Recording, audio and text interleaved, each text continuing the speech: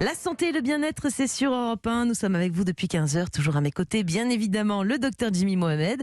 Et pour cette dernière séquence de l'émission, nous sommes rejoints par Catherine Blanc, sexologue et psychanalyste à Paris.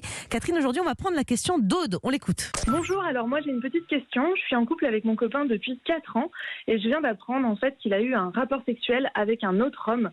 On en a beaucoup parlé, il m'assure que c'était juste pour essayer, pour l'expérience. Qu'est-ce que je dois faire moi? Est-ce que je l'attire toujours? Est-ce que finalement il n'est pas homosexuel? Je me pose beaucoup de questions. Je vous remercie d'avance de vos réponses. Merci beaucoup Aude pour votre question. C'est pas évident, hein, Catherine, de se livrer comme ça. Donc on la remercie bien évidemment. Le copain d'Aude, donc il l'a trompé pour un homme. Est-ce que, oui, c'est quand même, enfin c'est considéré comme une tromperie, peu importe le sexe finalement avec vers lequel on se trompe, on se tourne. Bien sûr, c'est évidemment une tromperie. Que voulez-vous que je vous dise d'autre que ça? Maintenant, évidemment, ça pose et les mêmes questions qu'une tromperie qui serait hétérosexuelle, oui. Mais ça en rajoute sur l'idée qu'elle se fait de la valeur de sa féminité. Est-ce qu'on peut dire que c'est, je sais pas pire, mais une femme qui est trompée par une autre femme, il y a un sentiment où elle peut rivaliser. Elle était plus grande, plus petite, plus grosse, moins grosse, peu importe. Alors que là, quand c'est un sexe opposé, on se dit, je suis même pas dans la même cour, en fait, c'est pas la même compétition, donc c'est peut-être encore plus frustrant, non? Ce sentiment d'avoir été trompé avec quelqu'un du sexe opposé? C'est-à-dire qu'effectivement, elle est en droit de se penser, même si son compagnon lui dit que c'était pour essayer, ça veut quand même dire que ça fait partie de ses fantasmes, de ses interrogations, qu'il a envie d'aller explorer des choses nouvelles et qu'elle ne pourra jamais aller de ce côté-là, elle ne pourra jamais lui apporter cette curiosité qui est la sienne. Donc évidemment, avec une femme, elle peut se dire qu'elle peut épanouir un peu plus de choses, qu'elle peut découvrir plus d'autonomie, plus de liberté, plus de connaissances, etc. Mais toujours tirer parti au mieux et au plus largement de son corps et de sa sensualité féminine.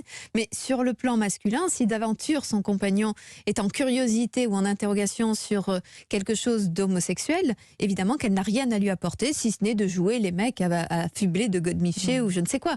Mais donc évidemment que c'est beaucoup plus déstabilisant. Parce qu'on sent le désarroi, mais pas tellement la jalousie. C'est ça qui est bizarre dans sa question, je trouve. Elle ne réagit pas comme une femme trompée, vexée, enfin, je trouve. Alors, c'est ça qui est d'ailleurs assez curieux. Alors, est-ce que c'est, je ne sais pas quel est l'âge d'Aude, mais est-ce que c'est parce qu'il y a aussi cette idée qu'il faut avoir tout vécu, tout est possible, qu'on choisit nos genres, qu'on essaie tout pour définir où est-ce que l'on va? Donc, est-ce qu'elle est de cette jeune génération qui considère que finalement, c'est presque normal, naturel et presque bienvenu de tout essayer? On a tous à s'interroger là-dessus. Est-ce que vous croyez vraiment que l'on s'est défini par tout ce que l'on essaie pour revenir à une source ou à un choix qui serait le nôtre sur la base des tentatives multiples? Je pense qu'on peut aussi se définir par le cheminement intuitif de ce que l'on est et de ce que l'on ressent.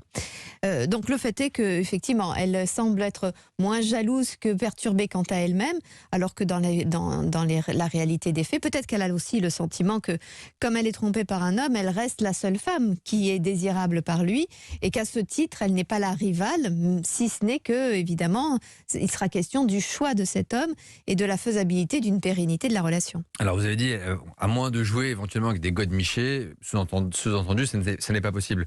Et si jamais elle faisait ça, qu'elle se dit, vu que tu es peut-être attiré par les hommes, est-ce qu'on pourrait pas jouer avec certains sextoys? Je sais pas, est-ce que ça pourrait pas être une solution pour trouver pas un compromis? Presque horrible de dire ça d'ailleurs, en trouver un compromis dans la tromperie. Alors, encore une fois, il y a plusieurs sujets. Il y a le sujet de la tromperie, et puis il y a surtout le sujet de « je suis avec un homme qui est attiré par des hommes ». Donc, on peut jouer fantasmatiquement à remplir un rôle plus masculin, et peut-être d'ailleurs s'y retrouvera-t-elle, parce que finalement, ça va révéler son propre jeu de quelque chose de plus viril d'elle-même, qui va pouvoir s'exprimer grâce à cette ambivalence de son partenaire. On peut d'ailleurs se dire que lorsqu'on choisit un partenaire, peut-être qu'intuitivement, on sait aussi qu'il y a quelque chose peut-être de masculin pas suffisamment affirmé, et d'une certaine un jeu avec une certaine proximité d'homosexualité qu'elle a dû ressentir quelque part et qui pourra avoir tout lieu pour elle d'expression.